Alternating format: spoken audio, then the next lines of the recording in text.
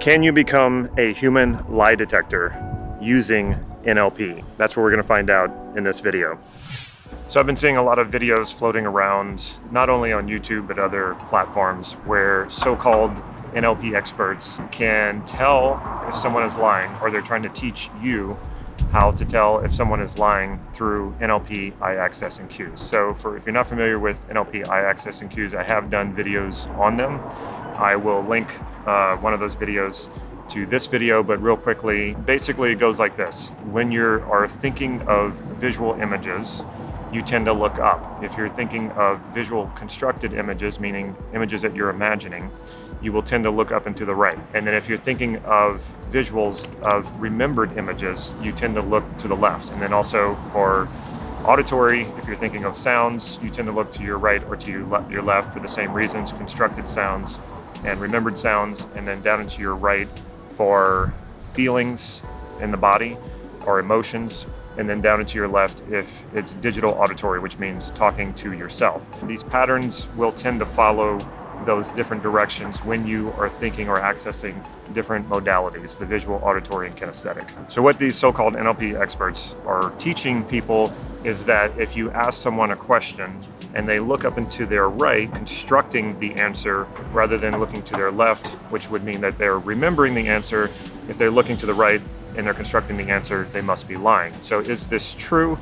No. Not only is this not true, I will tell you what is true is that these people who are teaching this are not NLP experts. They don't really understand NLP. They don't really know NLP. And this is what kind of gives NLP a bad reputation as a pseudoscience, because this is just not true. Now, before I begin to explain why this misconception is being floated around and what is really true about NLP accessing cues, if you find yourself liking this video, make sure you give it a thumbs up. And if you want more of these videos, or if you want to be notified when I put these videos out, make sure you click that subscribe button and hit that bell so you'll be notified of that. And also, if you want to learn more about this, you want to go deeper with it, I will include a sensory acuity training right here down below in the description, which is where I will cover eye accessing cues, and it's a free email training. It's a 30-day training where you'll learn not just eye accessing cues, but many things, many parts of sensory acuity as it relates to neuro-linguistic programming.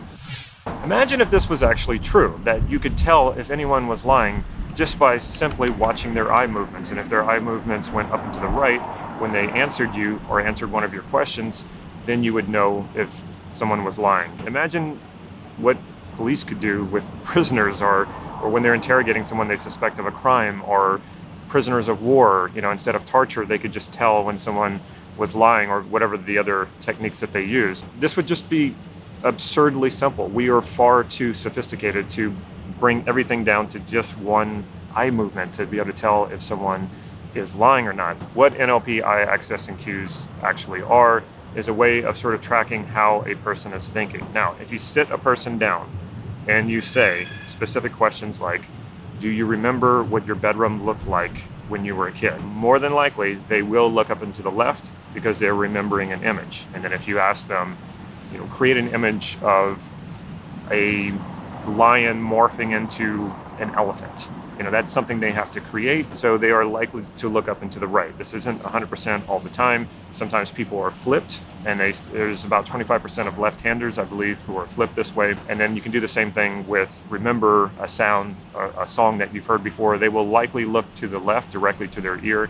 And then if you ask them to make up a sound, they're likely going to look to their right. Now, while someone is talking and you are having a conversation with that person, the eye patterns aren't likely to follow those exact movements and those patterns. Now, why is that? Well, because there's a lot going on. If the person is associated into the memory that they're talking about, they may actually be in it. So if to their right was their phone and to their left was a television, and you ask them a question, they may actually be in the scene accessing whatever information they were actually in during that memory. So that will change the way their eyes will move. The other thing too is we have timeline. Now, some people are through time and some people are in time. Through time means your timeline goes right in front of you.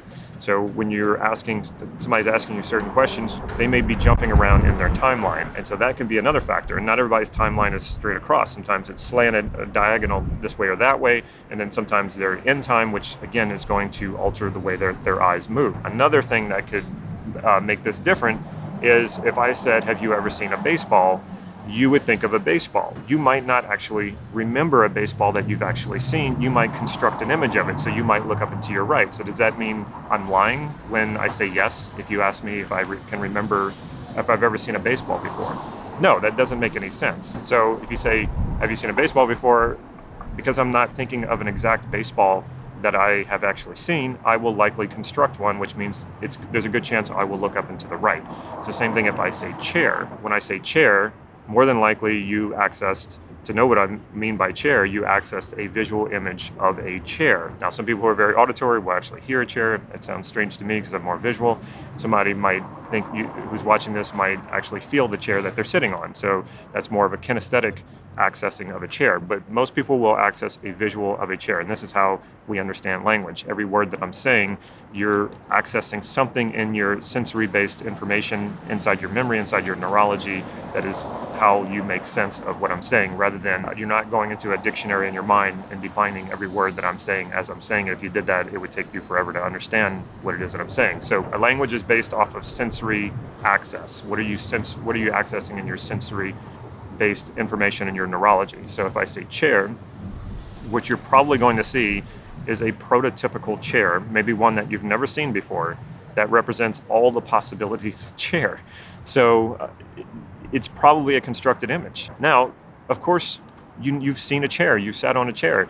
And if I asked you if you've ever seen a chair before, you are going to say yes, regardless if you look up to the right or to the left. So this totally debunks the myth that if you look up and to your right, then you must be constructing an image, therefore you must be lying. That is just simply not true. Anyone saying that, anyone who has studied NLP extensively and knows it well and uses it effectively would know this. Anyone saying that this is true, that you can tell if someone's lying, it's a great way to know if the person really knows what they're talking about and really knows NLP. If you hear a person who considers himself or calls himself an NLP teacher or an NLP trainer and they're teaching this, know right away this is not a person you want to learn from. Now, you're probably still wondering, can you use NLP to detect if someone is lying? And yes, there is some truth to that. I'm not going to say it's 100%, but you can spot deception. I would say that's more accurate, deception. And that includes when someone might be deceiving themselves. So for example, when you are looking at the person's eye accessing cues and you're tracking their eye movements, but you're also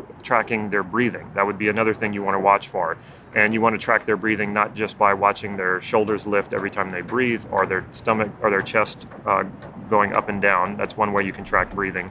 But also you can hear a person's breathing a lot of times. Now, when the breathing shifts, when eye movements go in a different direction than what's typical for them, when they maybe use some asymmetrical gestures, which you might be spotting as incongruence. And incongruence can be the result of deception. So if you're having a conversation with a person and every time you ask them about a particular subject, you notice their eyes do move in one specific direction, and then you ask for something more specific about that and their eyes move in a different direction, that's possible that it could be incongruence. But I would never judge eye movements alone as being deception. I would be looking at a lot of other things. I'd be looking at their breathing, I'd be listening for their breathing, I'd be looking for their skin tone.